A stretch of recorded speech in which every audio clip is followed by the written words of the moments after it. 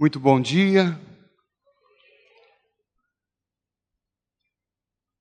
Bom, nosso tema, Jesus no lar.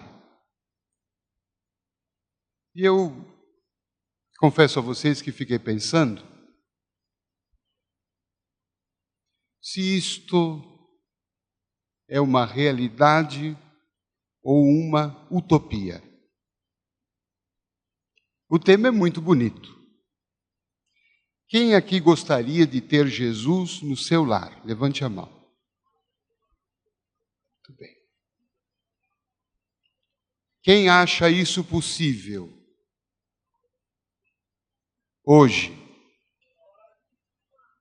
Então a palestra está encerrada.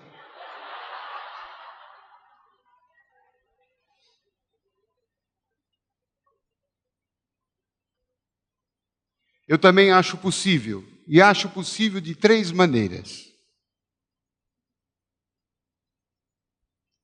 A primeira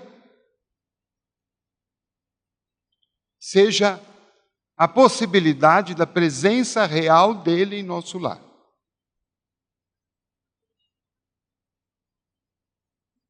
Como nós recebemos uma visita, um amigo,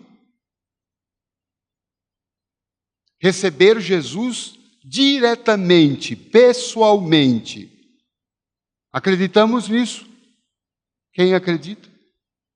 Levante a mão, por favor.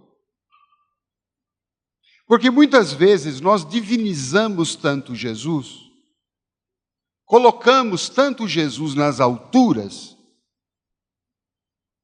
Aliás, uma das primeiras lições do catecismo foi que Jesus está onde? Está no céu, está lá nas alturas, e aonde? E fazendo o quê? Sentado do lado direito. Não é um Jesus muito animador, porque está cansado, sentado, longe, distante, inacessível, de vez em quando olhando para a terra, de binóculo. E fala, meu Deus, tudo igual, vamos esperar mais 100 anos. Então, este Jesus, que nós muitas vezes entrou na nossa formação teológica, e não é um Jesus que às vezes nos possibilite sentir que ele caminha ao nosso lado. Apesar de ser um espírito, guia e modelo da humanidade, como está em O Livro dos Espíritos, apesar de ser o espírito mais evoluído da face da terra, nada obstante tudo isto, é um Jesus que quer ter uma relação pessoal conosco e que quer ter uma relação pessoal com as nossas famílias. Porque certa vez ele disse aos seus discípulos, e dizendo isso a nós, eu não quero que vocês, eu não chamo vocês de empregados, eu chamo vocês de amigos. Está lá no Evangelho de João, o Jesus amigo. O Jesus que não funda partido político, que não funda religião.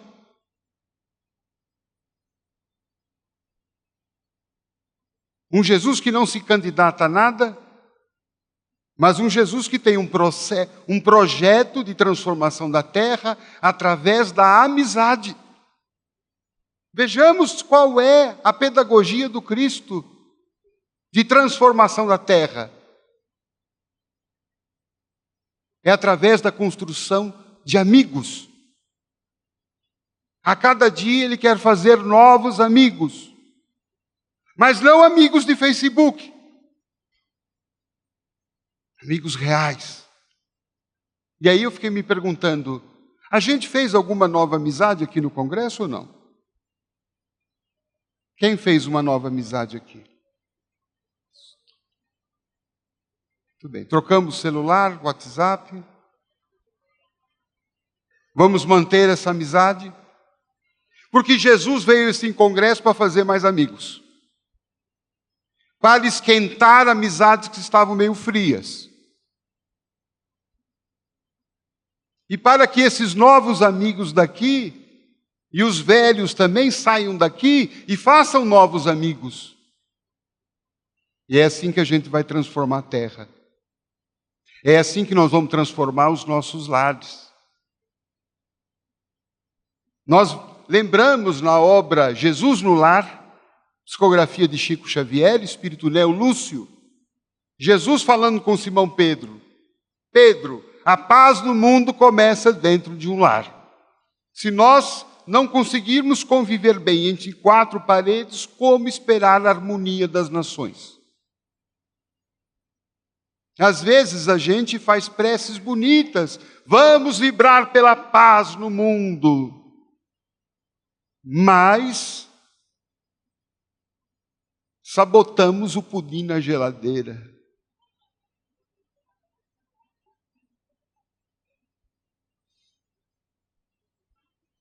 Não cumprimentamos um familiar, temos dificuldade de relacionamento, temos má vontade, esquecendo que dentro do lar nós estamos com um laboratório que Deus criou para a gente exercitar, para poder conviver com a família humana. Como é que Deus nos prepara para conviver com a família humana? Na sua diversidade. Ele nos põe num lar, num microcosmo, para que a gente aprenda a conviver, fazer ensaios teóricos, para conviver com pessoas que são diferentes de nós, que têm outras religiões do que nós, que têm outras tendências, que têm outros gostos, têm outras visões de vida. Então nós estamos nesse treinamento dentro do lar, mas é um treinamento que Jesus está conosco. Não está ausente, não está distante. Disse Chico Xavier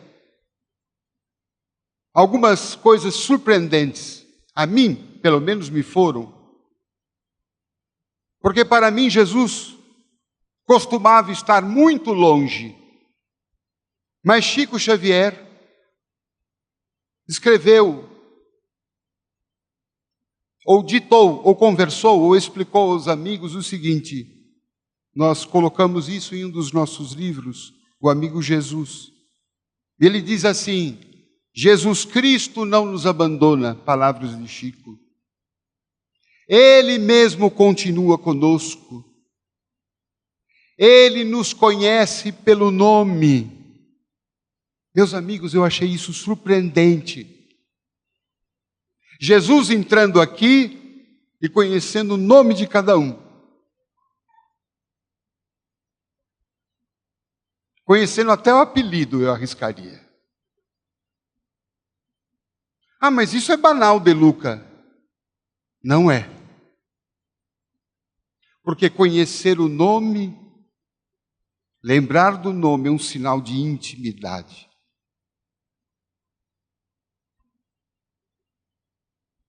Basta ver que quando esquecem o nosso nome, como é que a gente se sente? Incomodado, não é? A pessoa chega... E quando erram o nosso nome? E quando nos chamam de Lucas? Dá um arrepio.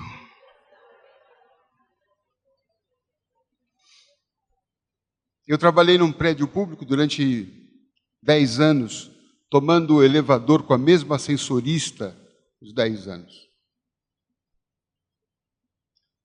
Um dia, entrei no elevador, ela diz assim para mim, Dr. De Luca, estava com um livro meu, o senhor me daria um autógrafo nesse livro? Eu falei, pois não. Quando eu fui dar o autógrafo, eu percebi que eu estava com um problema. Eu não sabia o nome dela. Não é que eu havia me esquecido. Eu não sabia. E aí fiquei naquela situação constrangedora, que eu olhava para ela.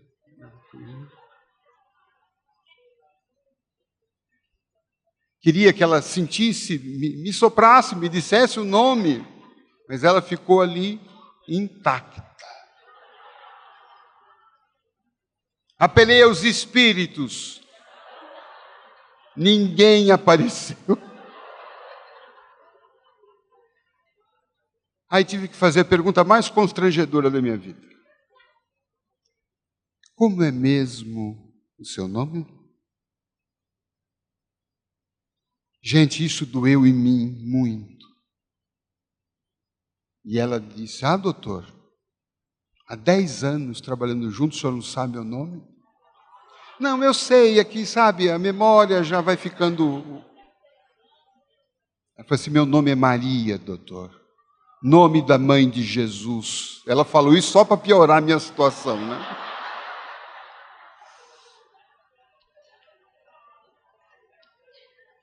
Aí eu fiz a dedicatória, quase que escrevi um novo livro para ela. Aí todos os dias, quando eu entrava no elevador, bom dia, Dona Maria. E quando eu ia embora, ela falava assim, bom dia, vá com Deus, doutor. Ela nunca havia me dito, vá com Deus. E eu fiquei pensando, o que ela pensava? Quando eu saía do elevador. Vá com quem? Sabe lá quem. Então Jesus nos conhece pelo nome, que intimidade. Nós estamos precisando hoje de intimidade. Nenhum grupo espírita floresce sem intimidade. Nenhum centro espírita floresce se não for um lar.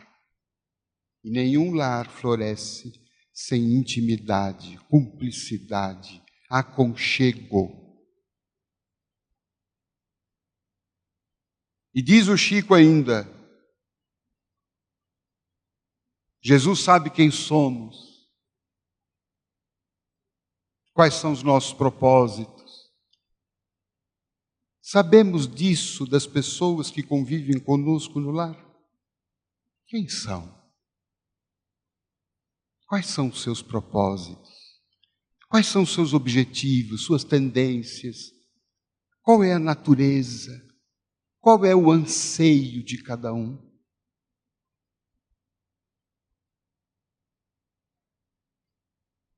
Diz o Chico que não consegue imaginar Jesus habitando uma região espiritual isolada do sofrimento humano. O Senhor não está fora do mundo. E aí então lhe diz uma afirmação que eu considero bombástica. Cada criatura poderá senti-lo próximo de si. Senti-lo não é apenas sabê-lo. Saber nós sabemos. Mas senti-lo, Cristo se sente. E aí então termina com algo estrondoso. Para mim isso foi um tsunami. Agora mesmo, o seu Espírito nos observa. Agora mesmo, o seu Espírito nos observa.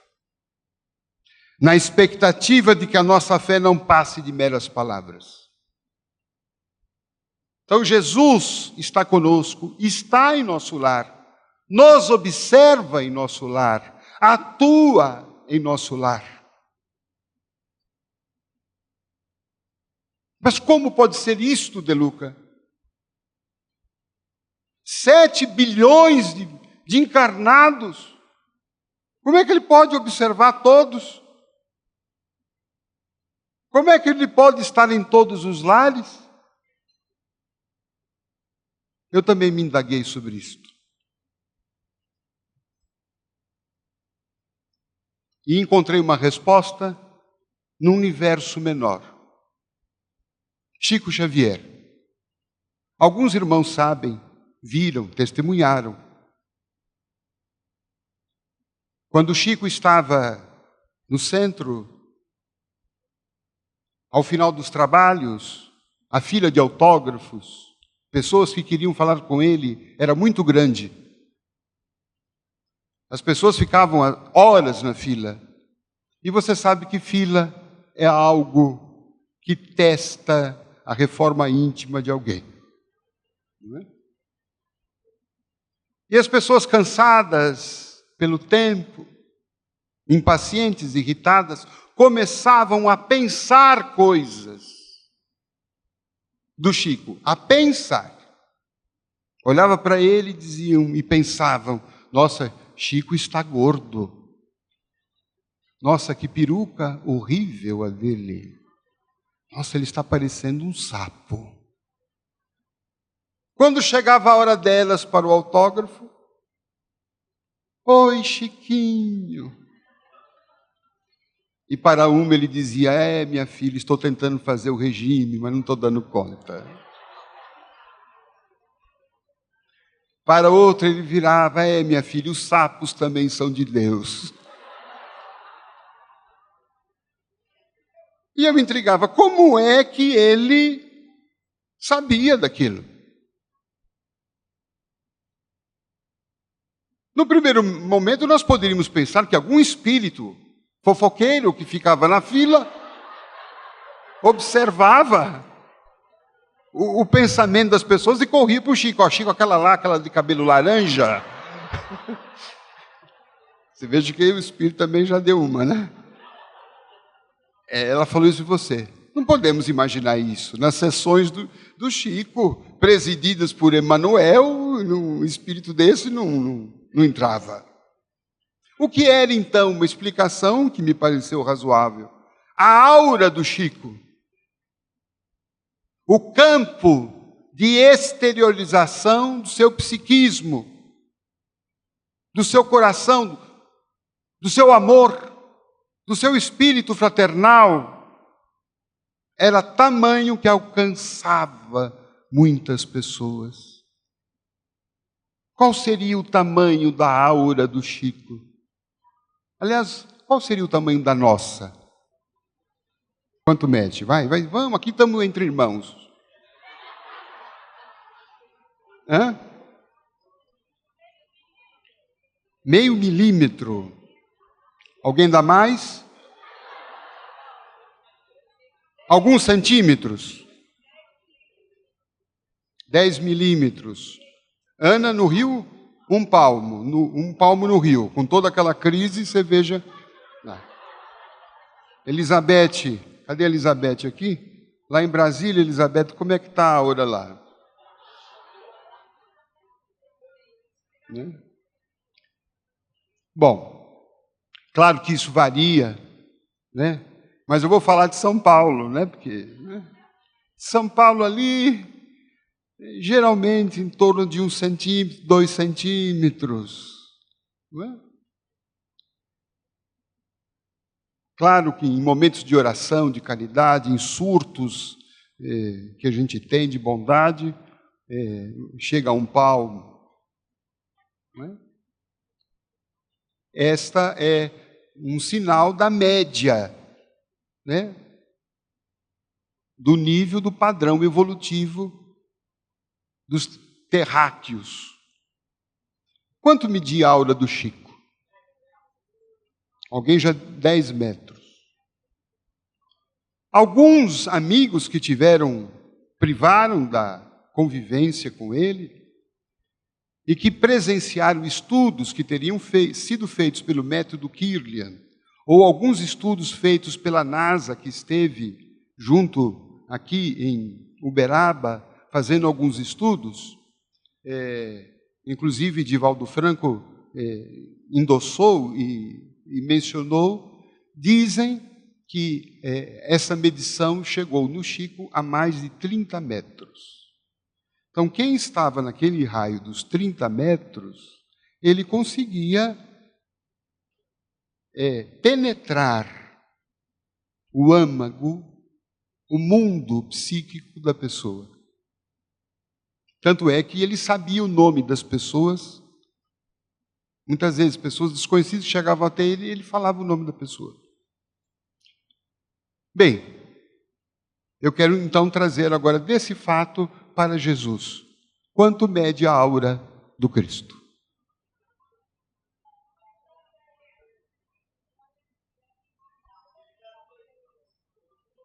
Claro que eu nunca medi isso, né, gente? Uma formiga não consegue ver o sol. Mas, partindo da afirmação bíblica de que Jesus tem poder sobre o céu e a terra,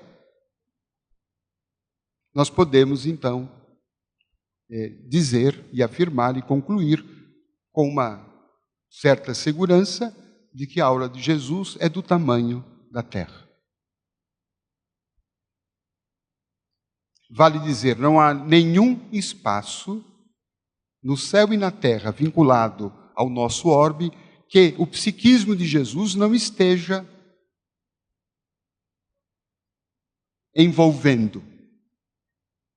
Por isso que Chico disse, agora mesmo ele nos observa, agora mesmo ele nos sente aqui. Ele sabe, ele sente. Ele não precisa, o centro espiritual dele não precisa estar aqui para ele sentir a cada um de nós nesse momento, em qualquer plano, em qualquer ponto do planeta. Seja na dimensão encarnada, seja na dimensão espiritual. Então, Jesus no lar não é uma utopia. E é evidente que a presença dele em nosso lar pode fazer muitas coisas. Mas me parece que a atuação dele, porque já foi uma atuação na terra. Há duas passagens interessantes dele, quando ele quer ter um contato mais íntimo com Zaqueu. Vocês lembram? Zaqueu, aquele cobrador de impostos, da cidade de Jericó, que não estava se sentindo bem, porque estava num conflito interior, ele estava roubando o povo, ele estava cobrando impostos mais do que se deveria cobrar. Lembram disso? E ele estava mal consigo, porque onde ele ia, o povo não o recebia bem. Quando ele chegava, os outros falavam assim, chegou o ladrão. Olha o ladrão aí. Quando ele passava, todo mundo falava, está metendo a mão no bolso do povo. Ele era um homem rico, mas não tinha amigos.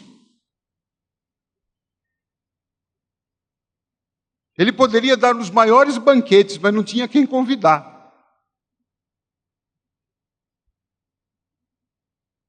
A sua esposa também, Dona Zaqueia, tinha problemas assim, de relacionamento. Ninguém queria ser amiga dela.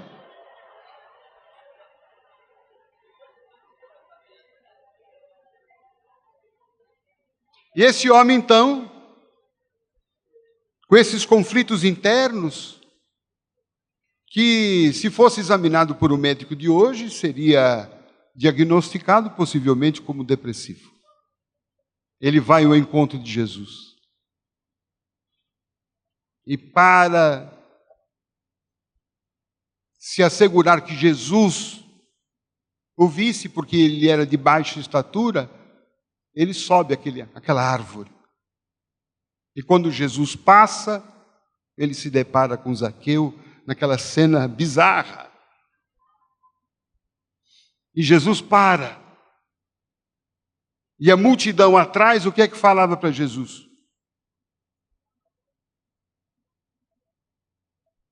O que vocês acham que falava? Jesus não dá bola. É um ladrão. Ladrão do povo. Está roubando. Não fala com ele. Pega mal para você. Vamos embora. Mas Jesus ali deflagra o início da Operação Lava Jato.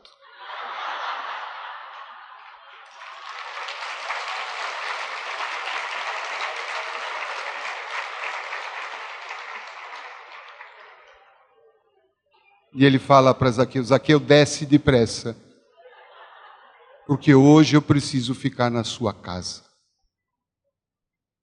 Isso foi um escândalo. O Evangelho diz que Zaqueu desceu, eu tenho para mim que ele caiu.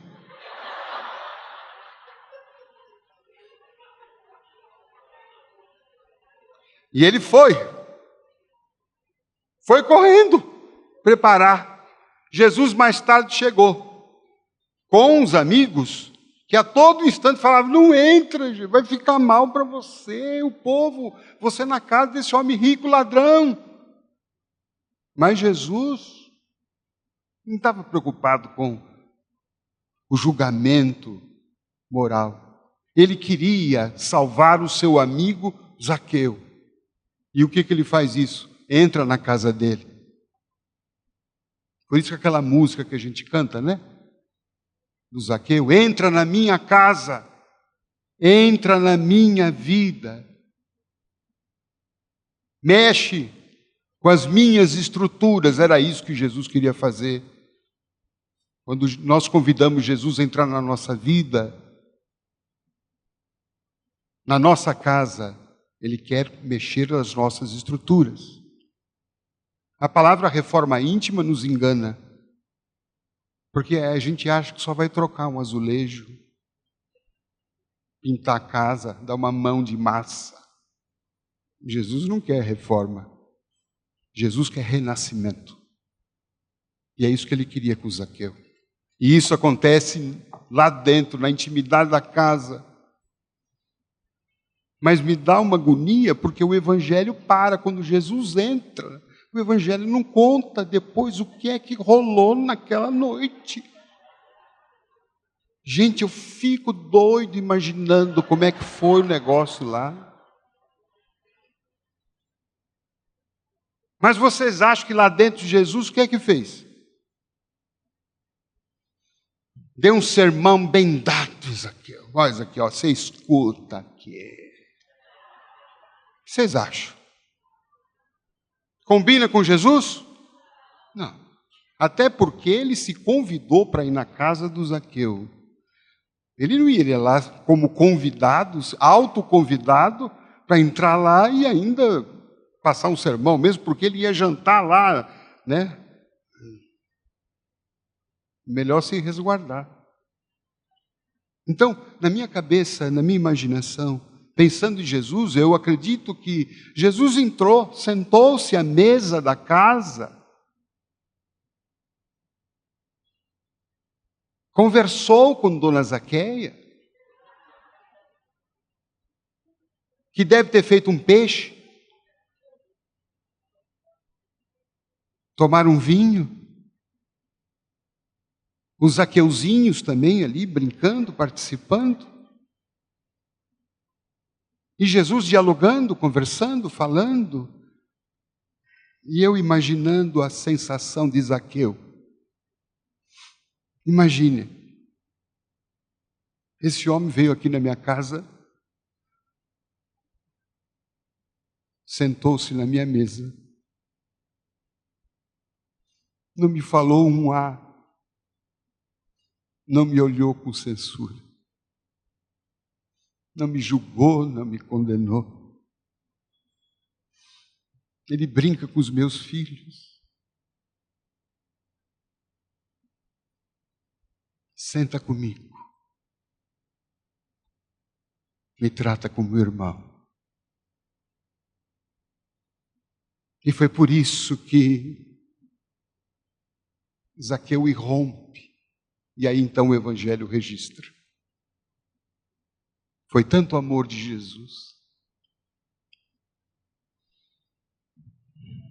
que Zaqueu quis mudar de vida. Jesus, eu quero renascer. A partir de hoje, metade dos meus bens eu vou doar aos pobres. E a quem eu roubei,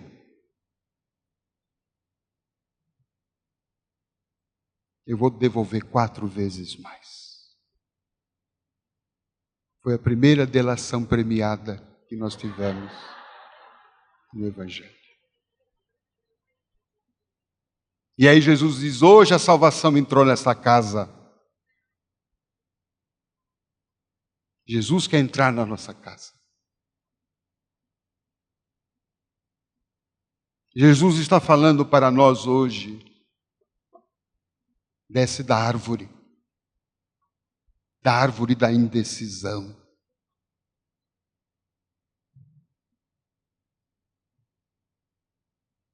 Da árvore do egoísmo. E vamos para casa. Eu quero estar contigo. Eu quero estar com a tua família. Eu quero jantar, ceiar, jantar à sua mesa, conhecer sua família. Mas para isto nós precisamos receber. Há uma atitude bonita de Zaqueu. Quando Jesus fala para ele, desce depressa, ele poderia não ter descido. Ele poderia ter dito, melhor ficar por aqui, né? Ou fala, Jesus, deixa para outro dia, passa outro dia. Ele poderia ter ficado na árvore. Não. Ele desceu. Nós precisamos descer da árvore, gente. 2000 anos do Evangelho. 160, 170 anos de Espiritismo. E às vezes a gente está sentado na árvore. Da indecisão.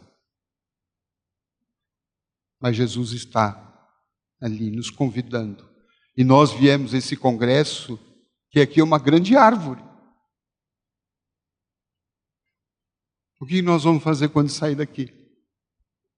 Esquecer tudo isso? Ou vamos para casa para receber Jesus? Porque essa é uma das formas que Ele está. Mas existe uma outra maneira também que Ele está em nosso lar. Uma mensagem do Espírito Bezerra de Menezes, através de Chico Xavier, que está aqui no nosso livro Alguém Me Tocou. Nós desenvolvemos um capítulo para estudar esse ensinamento do Dr. Bezerra, que ele diz assim: nós precisamos nos reconhecer na condição de companheiros do Cristo. Companheiros do Cristo. A Ana acho que lembrou ontem a ideia de companheiro, cumpanis, do latim cumpanis, aqueles que comem do mesmo pão. Porque o Cristo anseia agir por nossas mãos.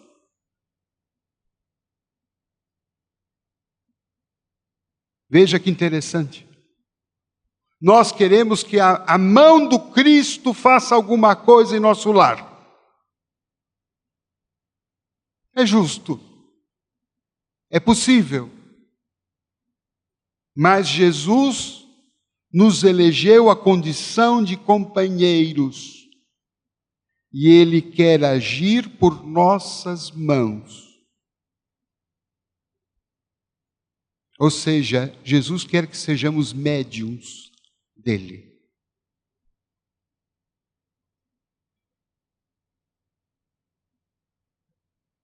Jesus quer ver com os nossos olhos, abençoar com a nossa voz, amparar com o nosso discernimento na construção do reino de amor e luz a que fomos trazidos, não apenas para teorizar, mas para renovar, fazer, elevar e construir. Então, quando nós oramos e pedimos bênçãos, apoio, socorro ao nosso lar, à nossa família, Jesus lá estará presente. E Ele fará tudo isto como? Através de nós.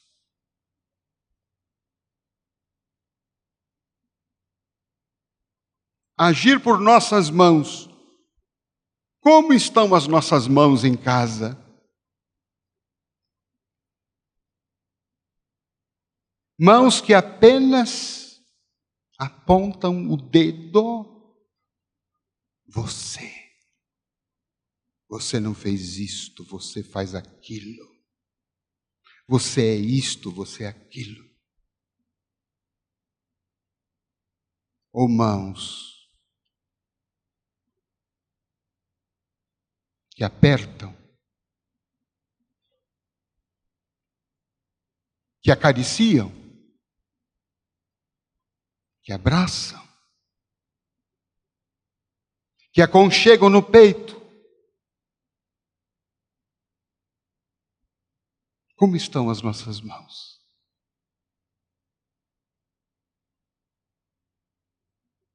Se nós estivermos com as mãos cruzadas, ou ociosas, ou agressivas, Cristo não tem como agir em nosso lar.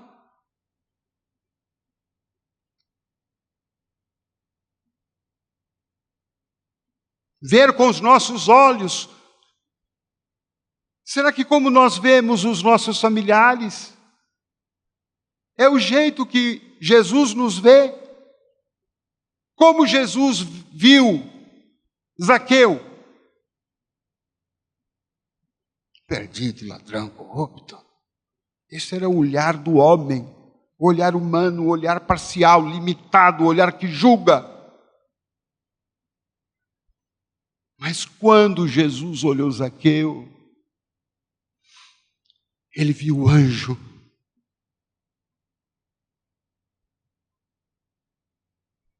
Ele viu no que Zaqueu poderia se tornar.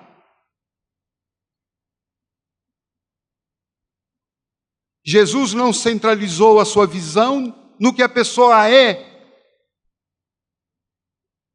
Da mesma forma, quando Jesus se encontra pela primeira vez com Maria Madalena, o Espírito Amélia Rodrigues narra esse encontro maravilhoso que ocorreu na casa de Simão Pedro, quando Maria Madalena entra temerosa, naquele primeiro encontro com Jesus, ela carregando culpas, sentimento de vergonha, ela entra, e Jesus já aguardava, e Jesus, assim que ela entrou, pronuncia o nome dela, Maria. E ela, atemorizada, diz, mas Senhor, tu me conheces. Claro, Maria, conheço todos os meus amigos. Mas Senhor, tu sabes quem eu sou? Como a dizer, o Senhor sabe que eu sou uma mulher da vida, uma prostituta, uma perdida.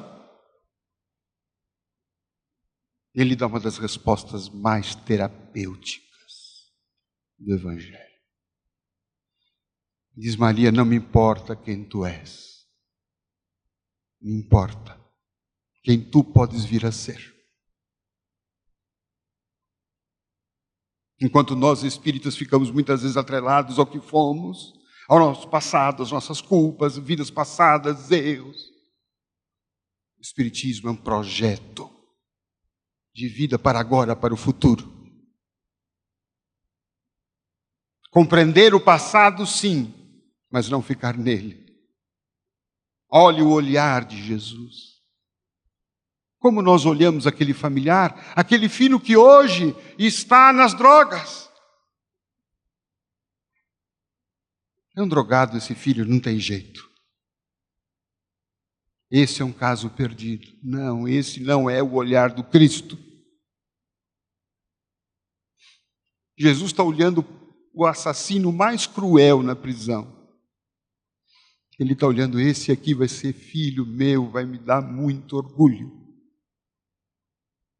Afinal de contas, o que são os santos, senão os pecadores que não desistiram?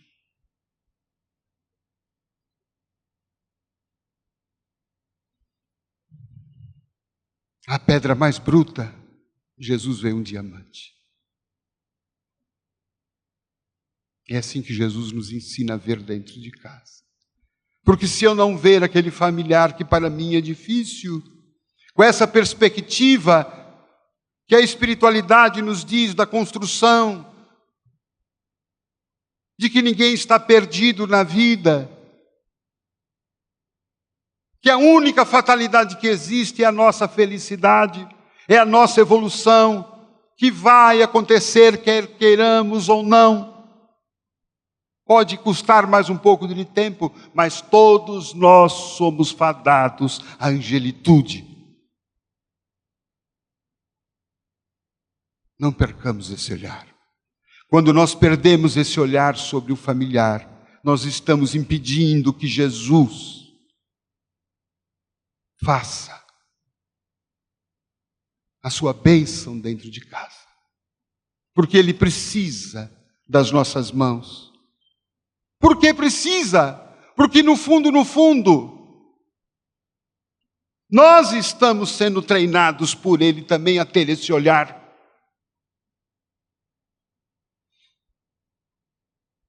Porque nós não somos os espíritos evoluídos de casa. Nós espíritas temos esse problema. Achamos que somos os mentores. E os outros são os espíritos umbralinos que nós viemos salvar.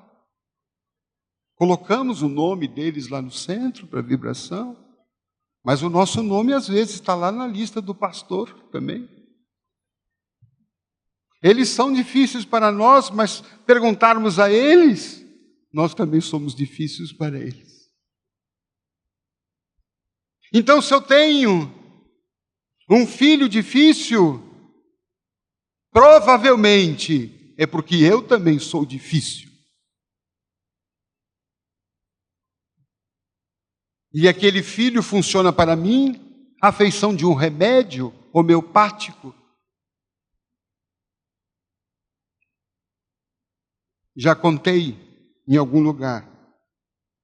Um jovem me procurou e disse assim: De Luca, eu tenho muita dificuldade de relacionamento com meu pai. O que o seu pai é? Meu pai é autoritário. Meu pai é mandão. Tudo tem que ser do jeito dele, tudo tem que ser da forma dele. Vivo brigando com ele, não aguento mais, quero sair de casa. E ele estava acompanhado da noiva. E aí então eu falei, isso te irrita muito? Me irrita muito, não estou aguentando mais, meu pai. Aí eu fiquei pensando, por que é que a vida juntou esses dois? Provavelmente porque esse filho precisa do remédio do pai. Eu falei, porque na homeopatia, vocês sabem que a base da homeopatia é a cura pelo semelhante. Você tem uma determinada doença que produz determinados sintomas, o médico homeopata vai procurar um remédio que produz em você os mesmos sintomas da doença, para que seu corpo crie o quê? O próprio corpo ative os mecanismos de cura e ele se fortaleça diante daquela enfermidade. O tratamento espiritual da vida através da reencarnação é o mesmo. Aí eu fiquei pensando, por que esse jovem está tendo que tomar o remédio do pai? Eu imaginei, provavelmente, que ele seja parecido com o pai. E arrisquei a pergunta, porventura, você se sente parecido com o pai? Ele ficou branco. E eu olhei para a noiva do lado e a noiva só fazia assim. E ela emendou, igualzinho. Aí eu perguntei, como é que você gostaria que seu pai fosse? Eu gostaria que ele fosse, assim, dialogasse mais, que ele ouvisse a gente, né? Que ele participasse, que ele fosse mais amigo, que ele não fosse tão carrancudo, que ele não fosse tão preconceituoso, soberbo, mandão. A noiva virou para ele e falou assim, era tudo que eu queria de você. Se você for assim, eu me caso. Então nós estamos no lar exatamente para isto. Para ter esse olhar. E esta, então, é a segunda forma. Mas eu acredito que ainda tenhamos uma terceira maneira. Um homem estava sofrendo muito com os problemas da sua família. Ele não aguentava mais, era muito problema. E dizem que na cidade dele lá tinha um médium muito bom, um homem santo, um homem bom que fazia orações. E esse homem resolveu procurar. Falou assim, olha, eu estou aqui com um problema muito sério. E o médium falou, mas o que o irmão tem? É minha família. A minha família é o inferno. Olhem, se o senhor não conhece o inferno, eu convido para o senhor passar uns dias lá em casa. Mas o que acontece? Problema de tudo quanto é lado. Eu estou desempregado. Agora, confesso para o senhor, estou bebendo. Porque eu não aguento ficar em casa. Saio de casa, vou para o bar beber, para esquecer. Porque não aguento mais minha mulher. Nossa, só toma remédio. Só tem doença. Ela tem artrite, espondilite. Ela tem depressão, toque, tique, teque. Ela tem tudo.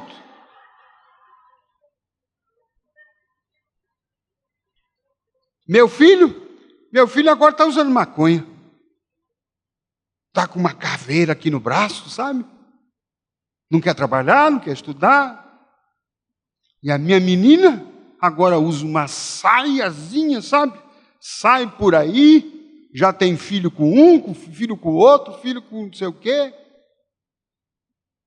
E para piorar as coisas, sabe, seu médium? Faz 6 dias, 30 minutos, que minha sogra está lá em casa.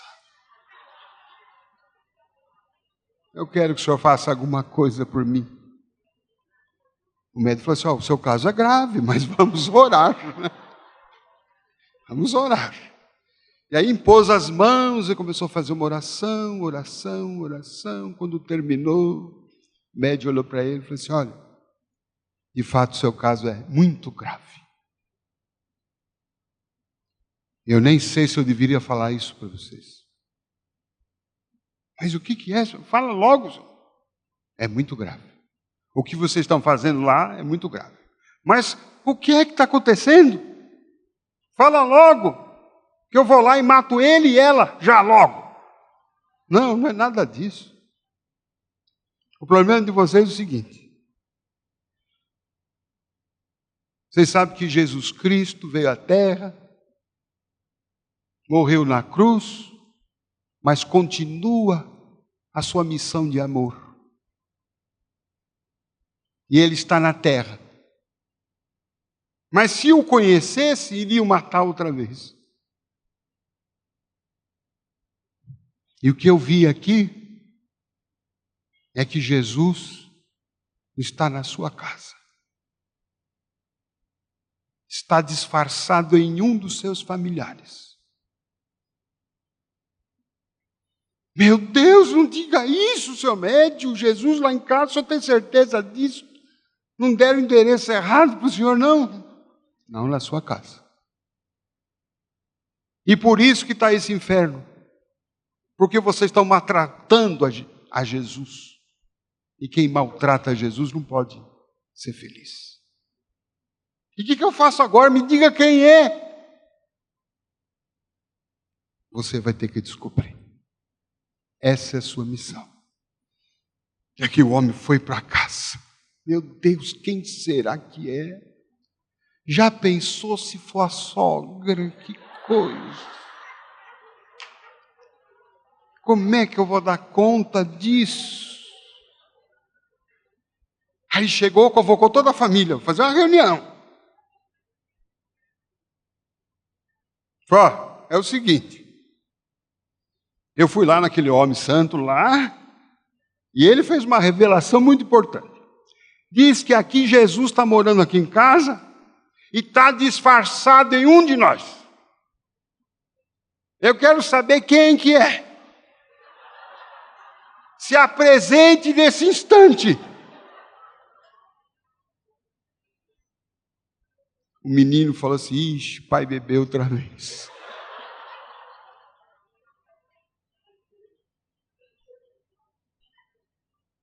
Ninguém, todo mundo quieto.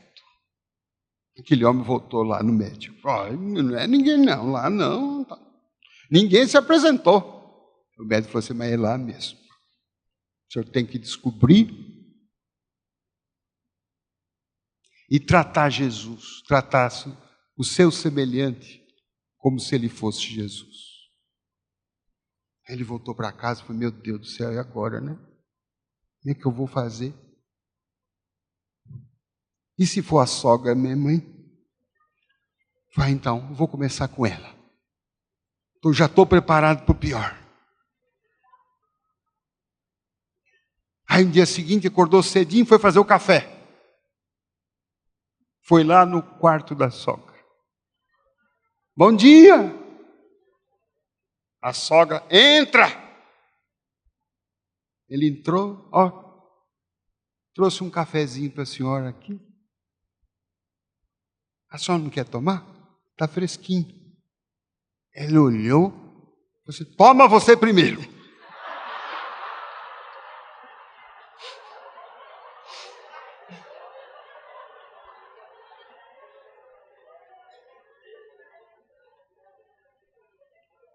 Aí ele foi e tomou. Ela em seguida foi e tomou também. E no dia seguinte ele fez a mesma coisa, trouxe um pãozinho quente. E ela falou, nossa, ele está tão diferente comigo, né? Está me tratando bem, mas não é, parece que ele é um bom moço. Aí ele falava, e se for minha mulher? Ai, faz tempo que eu não trago um presentinho para ela. Faz tempo que eu não trago uma florzinha. Mas não tem dinheiro. Aí ele foi lá no campo, trouxe umas flores do campo e chegou em casa. E falou, ai, meu bem, eu sei que eu tenho sido um cavalo com você. Mas você é uma boa mulher. Só de você me aturar, você já vale muito. Então toma essas flores. E eu quero ser o melhor marido para você. Eu disse, ai meu nego, não diga isso. Eu também te amo. Eu também gosto de você. Eu sei que eu estou cheio de doença. Tomo tanto remédio, mas não queria ser assim não. Porque eu tomo tanto remédio que esqueço das coisas e esqueço também de você. Eu vou fazer força para corresponder o amor que um dia eu disse que eu tinha para você. Aí no dia seguinte, ele já está animado, meu Deus. Ele foi falar com o filho. Chamou o filho e a filha, falou, olha, eu sei que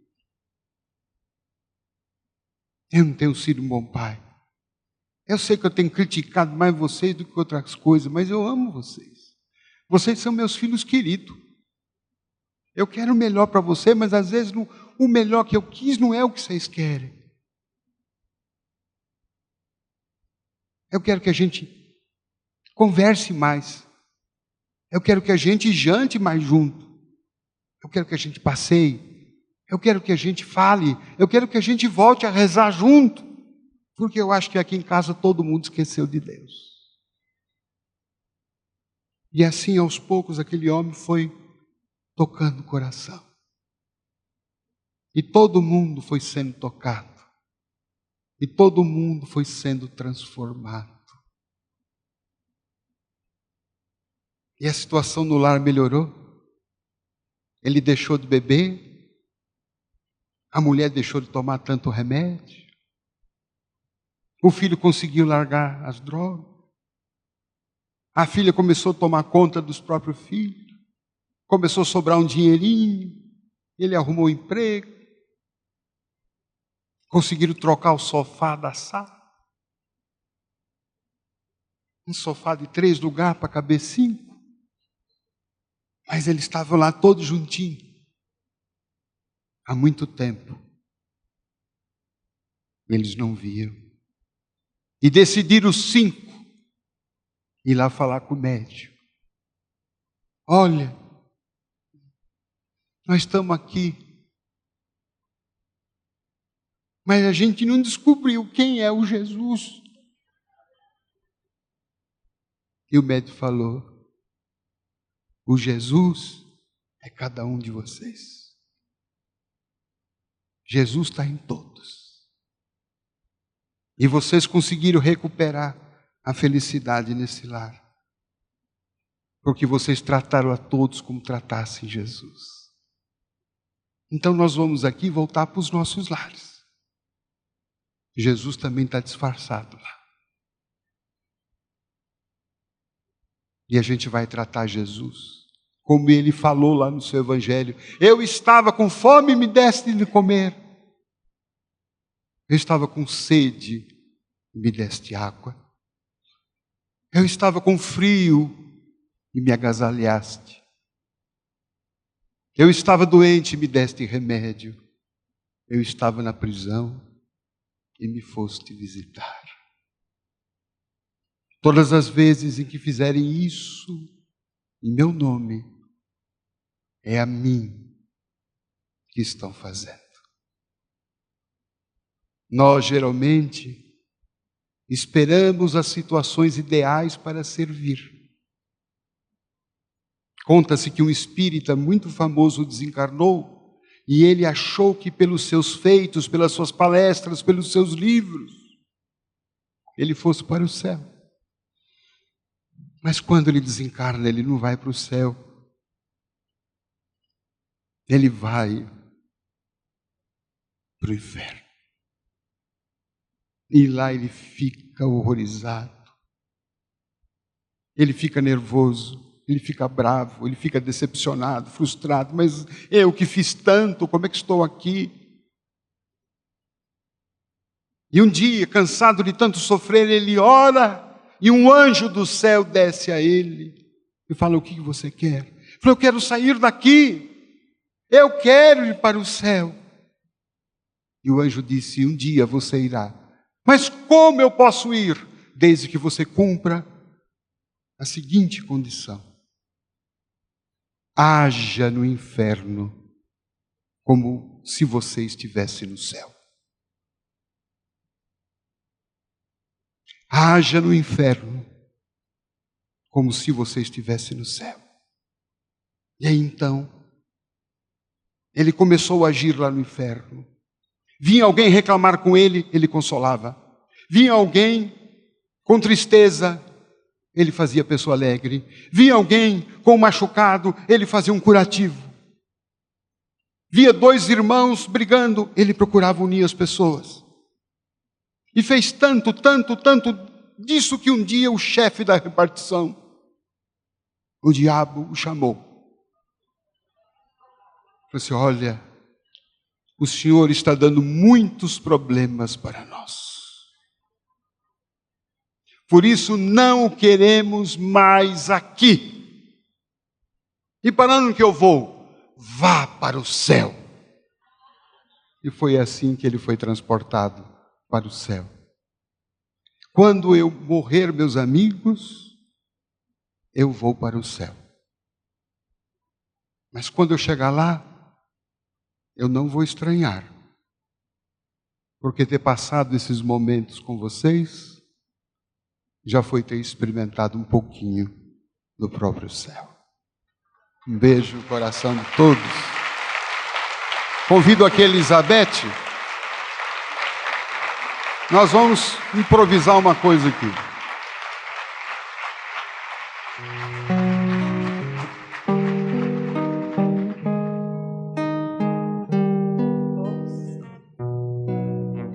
Meu coração.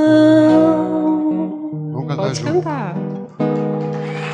Não sei porquê bate feliz quando te ver. Quero ouvir. E os meus olhos ficam sorrindo e pelas ruas vão te seguindo, mas mesmo assim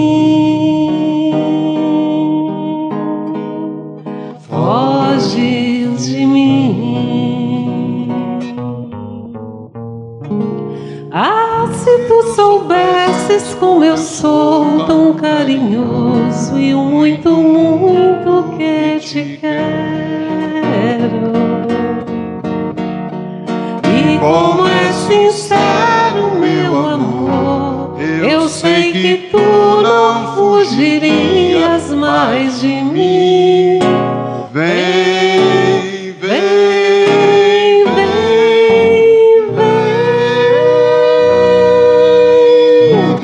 vem sentir o calor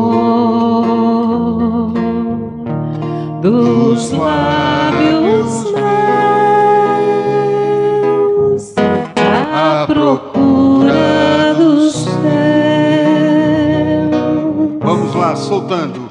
Vem matar essa paixão que me devora o coração, e só assim então serei feliz, bem feliz.